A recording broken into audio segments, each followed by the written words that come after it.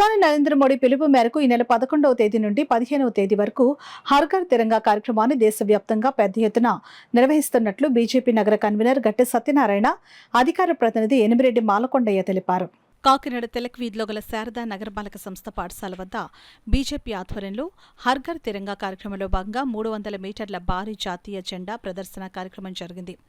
కార్యక్రమానికి భారతీయ జనతా యువమోర్చా రాష్ట్ర నాయకులు దొడ్డి వీరేంద్ర, నార్త్ మండలాధ్యక్షుడు చెక్క రమేష్ల సంయుక్త సారథ్యంలో జరిగిన కార్యక్రమంలో బీజేపీ నగర కన్వీనర్ గట్టె సత్యనారాయణ, ఎనిమిరెడ్డి మాలకొండయ్యలు ముఖ్య అతిథులుగా పాల్గొని జెండా ఊపి ర్యాలీని ప్రారంభించారు.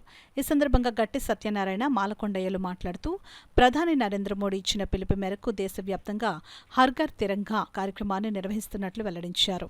ఈ కార్యక్రమంలో బీజేపీ మహిళా నాయకులు తుమ్మల పద్మజ, సాలగ్రామ లక్ష్మి, ప్రసన్న, చెల్లూరు సత్యనారాయణ, సురేష్, అబ్బాయి, రాజ్ కుమార్, నెహ్రూ, గొల్లపల్లి శివ, స్కూల్ ప్రిన్సిపల్ గౌరీశంకర్, ఏలూరి రాణి తదితరులు పాల్గొన్నారు.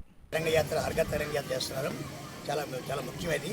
అంటే మోడీ గారి పిలుపు మేరకు మన భారతదేశంలో ప్రతి ఇంటికి కూడా ఇంటింటికి ఈ 3 జెండాలు ఎగరాలనే ఉద్దేశంతో ఈ కార్యక్రమం జరిగేశారు. దాంట్లో భాగంగా కాకినాడలో చాలా కార్యక్రమాలు జరుగుతున్నాయి. అందులో ముఖ్యంగా మా మిత్రులందరూ కూడా ఈ కార్యక్రమం చేయడానికి చాలా ఆనందపడుతున్నాను. ఇది ఒక మంచి లెసన్ ఇది. ఎందుకంటే ఈ కార్యక్రమం చేయాలంటే భారతదేశంలో ఎన్ని మతాలు ఉన్నా, ఎన్ని కులాలు ఉన్నా కూడా, ఎన్ని భాషలు ఉన్నా కూడా భిన్నత్వం ఏకత్వం అనే మంచి ఉద్దేశంతో మేము ఎప్పుడూ కూడా కలిసి ఉన్నాము.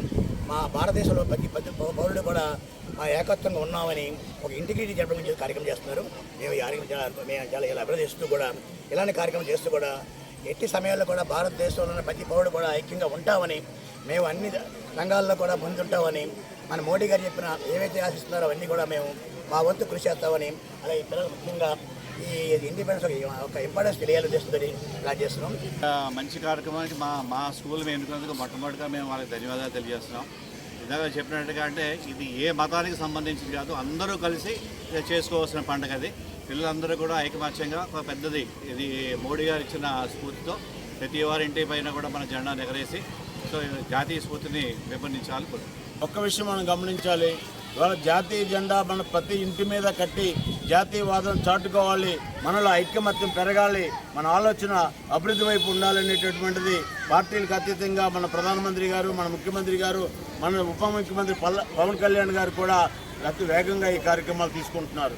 చాలా సంతోషకరమైన విషయం. కానీ ఒక్క విషయం మనం చూస్తే జాతీయవాదం అనేటటువంటి ఆలోచనతో మన ఐక్యత పెరగకపోయినట్లయితే, మన ఆలోచన డెవలప్మెంట్ వైపు మనం వెళ్తుంటే మరికొంతమంది ఈ డెవలప్మెంట్ని ఆపడం కోసం, ఈ యొక్క ఐక్యతను చిన్నభిన్నం చేయడం కోసం అనేక మంది కుట్రలు పడుతున్నారు. దేశం లోపల, దేశం బయట కూడా మనం చూస్తున్నాం.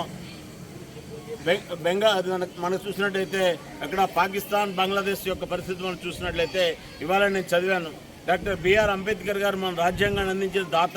వారు చెప్పినటువంటి విషయాలు ఏంటంటే, బంగ్లాదేశ్లో అక్కడ ఉండేటటువంటి హిందువులకి ఏ విధమైనటువంటి రక్షణ లేకుండా ఉందని స్వతంత్రం వచ్చే రోజు ముందు రోజే చెప్పారు మన యొక్క డాక్టర్ బిఆర్ అంబేద్కర్ గారు.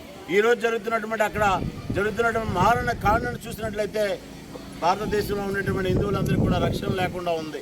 మన ప్రధానమంత్రి గారు నరేంద్ర మోడీ గారు వాళ్ళకి అండగా నిల్చొని ఇవాళ వారికి ఇస్తున్నటువంటి మద్దతుని మనం అందరం కూడా ఆ మద్దతుని మనం తెలపాల్సిన అవసరం ఉంది. జాతీయ జెండాతో మనం చేస్తున్న అన్ని కార్యక్రమాలు కూడా మన యొక్క ఐక్యత కోసం, మన యొక్క దేశ భద్రత కోసం మనందరం కలిసి ఉంటేనే మన యొక్క అభివృద్ధి ముందుకెళ్తుంది. ఈ యొక్క కొంతమంది కుట్రలు పడిన వాళ్ళందరినీ కూడా మనం ఈ దేశంలో ఏ విధమైన కుట్రలు పడుతున్నారో దానికి ప్రధానమంత్రి గారు తీసుకున్న నిర్ణయానికి మనం సపోర్ట్గా ఉండాలి. ఈ ర్యాలీ పార్టీలకు అతీతంగా, మతాలకు అతీతంగా జరుగుతున్న ర్యాలీ కాబట్టి ఈ ర్యాలీలో ప్రతి ఒక్కరూ పాల్గొనాలి. ప్రతి ఇంటి మీద రేపు ఎల్లుండి కూడా జాతీయ జెండా కట్టాలని ఈ సందర్భంగా